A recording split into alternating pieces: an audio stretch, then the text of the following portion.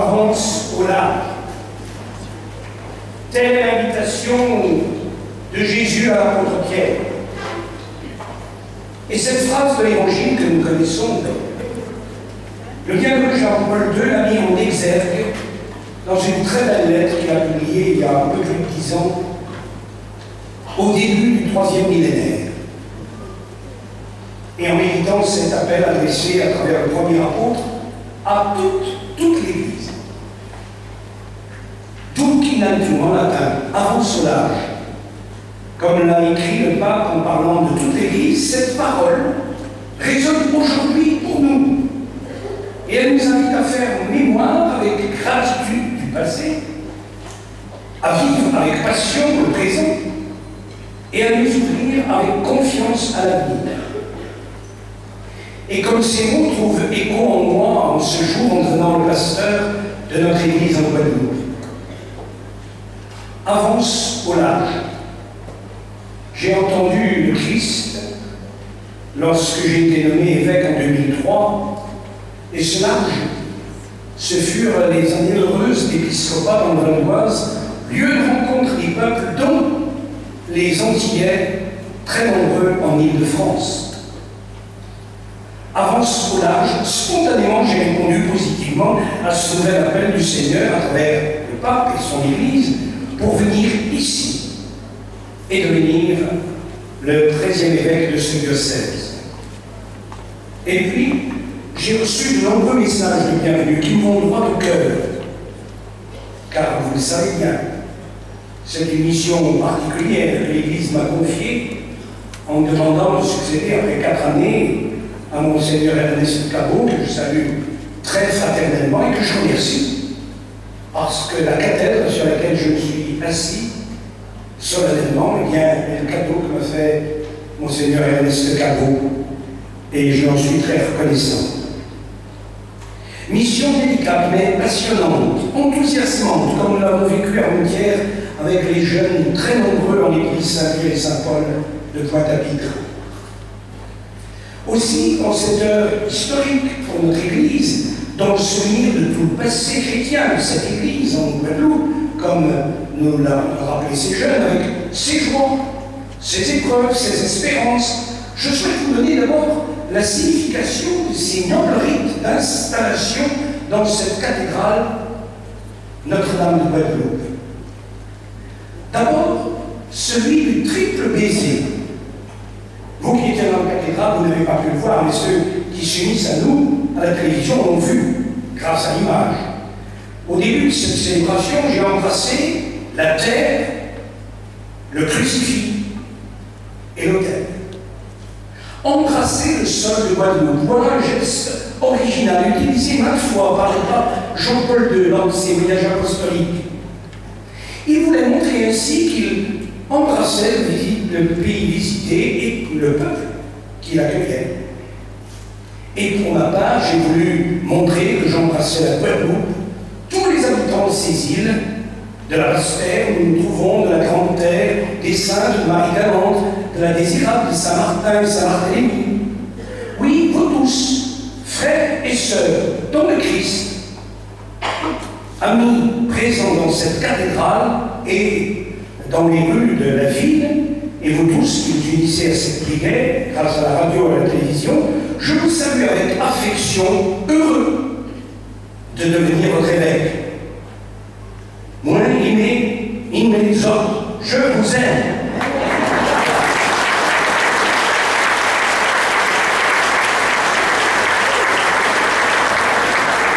Embrasser le crucifix, c'est le geste liturgique de la vénération de la croix comme nous le faisons le vendredi saint, et c'est le Christ, notre Sauveur, que nous honorons, lui, que je suis chargé de vous annoncer.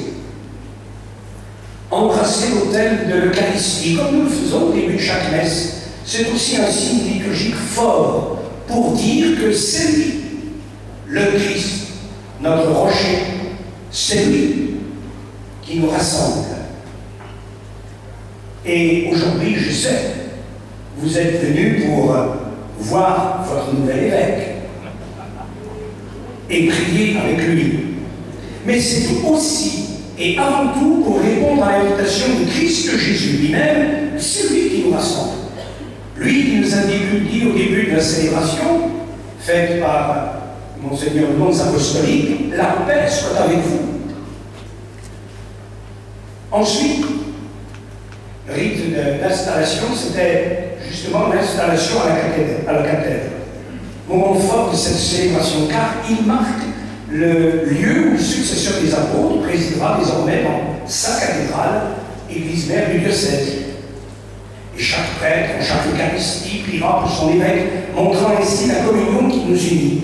Désormais, dans cette église où je viendrai prier régulièrement, je serai là, assis à ce siège, au-dessous de cette phrase que j'ai choisie. Avance au large.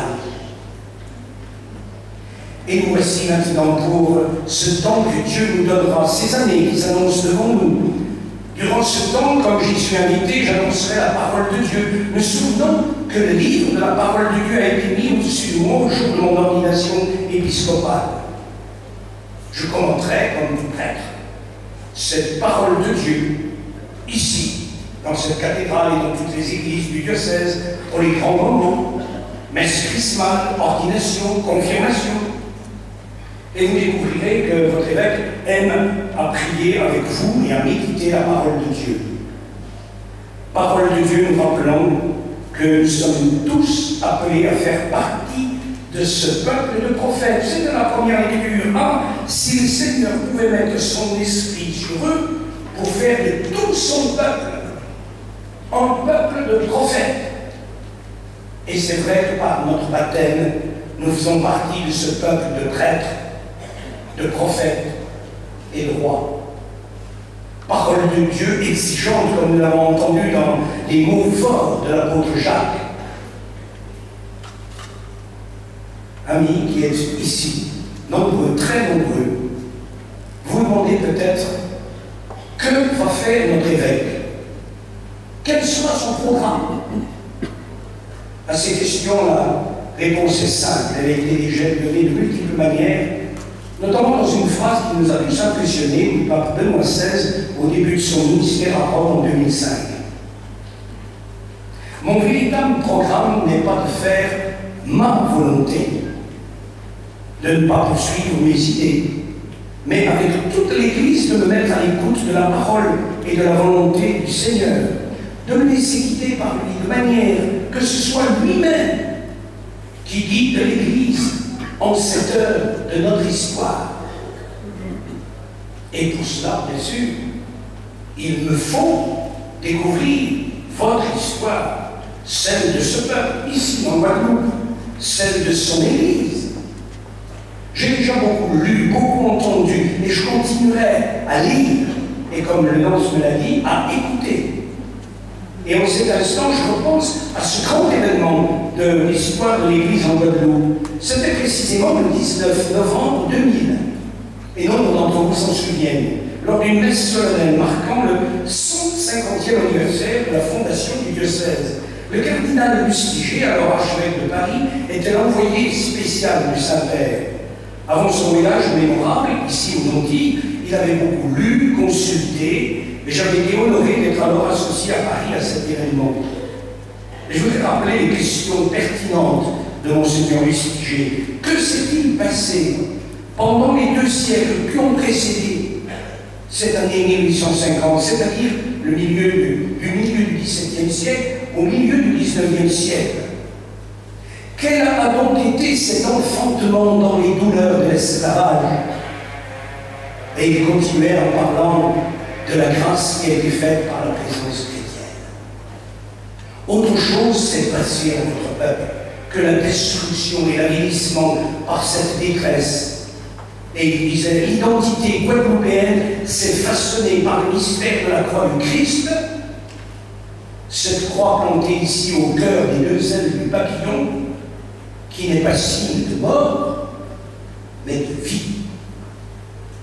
Oui, la grâce du baptême vous a délivré, nous a délivré de la servitude intérieure et a rendu à tous le courage de vivre, de croire, d'aimer, de pardonner. Et c'est tout cela que j'ai découvert lors de mes années de sacerdoce en Nouvelle-Calédonie, où j'ai rencontré de nombreux Antillais, jusqu'à Paris, dans le Val-d'Oise, en Île-de-France, lors de multiples rencontres avec vos parents, vos cousins, vos amis, vivant en métropole, et qui sévissent aujourd'hui nombreux, là-bas de l'autre côté de l'Atlantique.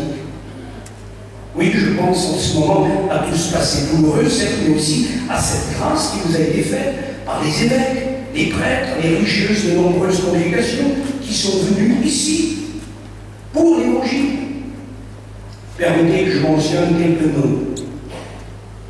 D'abord ceux qui sont enterrés dans cette cathédrale. Monseigneur Boutonnet, Monseigneur Rennes au XIXe siècle. Monseigneur Genoux, Monseigneur Wally au XXe siècle. Et j'y ajoute deux autres, mes prédécesseurs. Monseigneur Forcat, deuxième évêque de Basse-Terre, il a même fait construire un échelle à côté. Et fut ensuite nommé évêque à Nevers pour devenir l'évêque de Sainte-Bernadette Saulius, qui, comme vous le savez, après les apparitions à Massariel, à Lourdes, est devenue religieuse à Nevers. Et enfin, Monseigneur Jean Guet, grand évêque, que les plus anciens ont bien connu. Je m'inscris dans cette histoire en me projetant aussi dans l'avenir. Pour cela, d'ailleurs, j'ai mentionné deux priorités, il en faut bien, mais tout est important. Mais les jeunes et les vocations en particulier, en rendant grâce pour toutes les vocations sacerdotales et religieuses depuis un siècle, anciennes ou récentes, dizaines de prêtres et de consacrés. Mais dans le même temps, nous devons aussi accompagner ces jeunes disciples du Christ, prêts aussi à entendre l'invitation de Jésus. Suis-moi avant ce l'âge. Que vous dire encore au seuil de cette mission l'essentiel? Dieu vous aime, Dieu aime chacune et chacun d'entre vous, tous, jeunes et moins jeunes, bien portants et malades. Et vous, vous aimez Dieu, vous aimez prier. Quel émerveillement en pensant à la nouvelle de prière qui vous a mobilisé partout. Et je vous en remercie. Et je vous remercie d'avoir prié pour moi hier encore. Que dire pour terminer? Nous allons vivre de beaux moments, et cela de suite. L'année de la foi qui commence le 11 octobre, à l'occasion du 50e anniversaire de Vatican II, et nous allons vivre cela au diapason de l'Église universelle. Diaconia 2013, avec l'Église en France, un rassemblement qui aura lieu à Lourdes au mois de mai prochain. Les Journées mondiales de la jeunesse à Rio. Autant d'événements que nous serons heureux de vivre avec l'Église ici en Guadeloupe, l'Église aux Antilles et l'Église universelle. And I would like to greet all of you, especially my brother bishops. We are very privileged to have you for this historic moment of the Catholic Church in Guadeloupe. I know already some of you, and I look forward to work with you. Next April, we will have here in Guadeloupe our Bishops' Conference, and you will be most welcome. Today, listen to the call of the Lord, Tunc in Altungo, in the deep water. Et je viens d'annoncer à mes frères évêques de langue anglaise que ici même, au mois d'avril, nous aurons la réunion des 20 évêques de la région et qu'à cette occasion, nous aurons un grand rassemblement diocésain que nous préparerons avec bonheur et terminant avec ces mots de la Bible, ces mots du psaume 96 précisément. Exulte la terre, joie pour les îles sans nombre. Amen. Amen.